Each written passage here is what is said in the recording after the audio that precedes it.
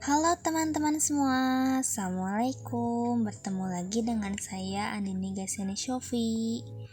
Pada kesempatan kali ini saya akan menjelaskan mengenai apa sih tunagrahita itu.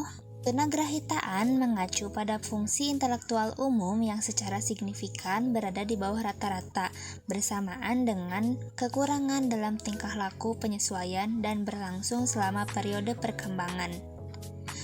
Dikatakan tunagrahita apabila seseorang memiliki kedua komponen, yaitu yang pertama, fungsi intelektual secara nyata berada di bawah rata-rata. Yang kedua, adanya ketidakmampuan dalam menyesuaikan diri dengan norma dan tuntutan yang berlaku dalam masyarakat. Dalam peristilahannya, istilah lama tunagrahitaan memiliki dua versi. Versi yang pertama yaitu tunagrahita ringan atau mampu didik, tunagrahita sedang atau mampu latih, tunagrahita berat atau mampu rawat. Versi kedua, tunagrahita ringan atau debil, tunagrahita sedang atau imbesil, tunagrahita berat atau moron. Selanjutnya, pengklasifikasian anak tunagrahita. Klasifikasi pada anak tunagrahita dibagi menjadi 4 jenis berdasarkan tingkatan IQ anak. Sebelum membahas tingkatan IQ, kita harus mengetahui apa sih IQ itu. Pada sejarahnya, konsep kecerdasan intelektual atau IQ muncul ketika William Stern menemukan adanya lapisan neokortek pada otak manusia. Dari lapisan inilah, manusia dapat mempelajari banyak hal, termasuk berhitung, berbahasa, hingga menggunakan komputer. Secara umum, kecerdasan intelektual merujuk pada potensi yang dimiliki oleh individu untuk mempelajari sesuatu lewat alat-alat berpikir. Kecerdasan ini dapat dinilai dari kemampuan verbal dan logika berpikir seseorang. Konsep ini pertama kali diutarakan oleh Alfred Binet. Bagaimana sih IQ dibentuk? IQ dibentuk oleh otak kiri yang mencakup kecerdasan linier, matematik, dan logis sistematis. Kecerdasan ini dapat menghasilkan pola pikir yang berdasarkan logika, tepat, akurat, dan dapat dipercaya. Orang dengan kecerdasan ini akan mampu memiliki analisis yang tajam dan memiliki kemampuan untuk menyusun strategi bisnis yang baik. Namun, kecerdasan intelektual tidak melibatkan emosi dalam memproses informasi. Sekarang, waktunya kita masuk ke pengklasifikasian anak tunagrahita berdasarkan IQ, yaitu mild, moderate, severe, dan profound. Mild dengan rentan IQ 55-70, moderate dengan rentan IQ 40-55, severe dengan rentan IQ 25-40, profound dengan rentan IQ di bawah 25.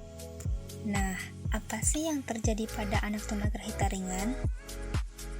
Yang terjadi pada anak tunagrahita ringan yaitu kecerdasan dan adaptasi sosialnya terhambat, namun mempunyai kemampuan untuk berkembang dalam bidang pelajaran akademik, menyesuaikan sosial dan kemampuan bekerja.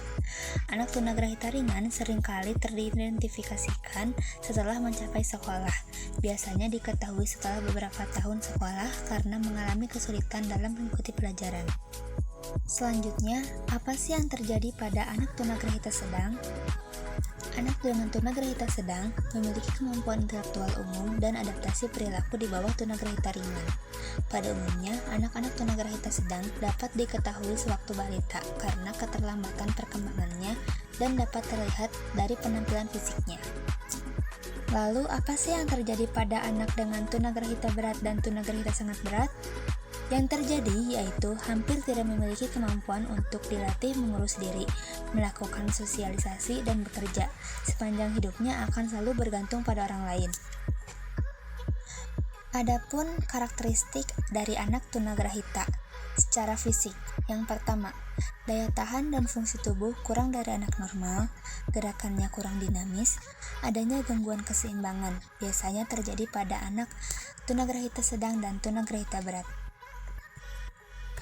Yang kedua, berdasarkan kecerdasan. Kapasitas belajar terbatas, belajar seperti membeo, menghindar dari perbuatan berpikir, sulit memusatkan perhatian, kelainan persepsi, cepat lupa.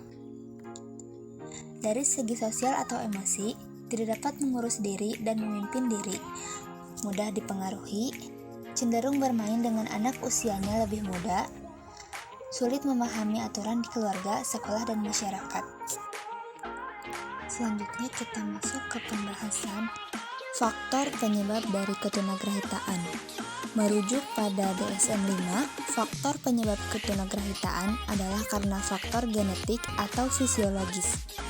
Ketika masih berada dalam kandungan, bayi dapat mengalami gangguan kromosom atau penyakit bawaan dari ibu atau adanya pengaruh eksternal seperti alkohol, obat-obatan, dan racun yang mempengaruhi pertumbuhan otak janin. Bayi yang pernah memiliki riwayat kejang juga berpotensi mengalami tunagrahita. Mungkin itu saja yang dapat saya sampaikan pada kesempatan kali ini. Mohon maaf apabila ada kesalahan. Mari kita sama-sama belajar supaya kita sama-sama tahu. Terima kasih. Wassalamualaikum warahmatullahi wabarakatuh.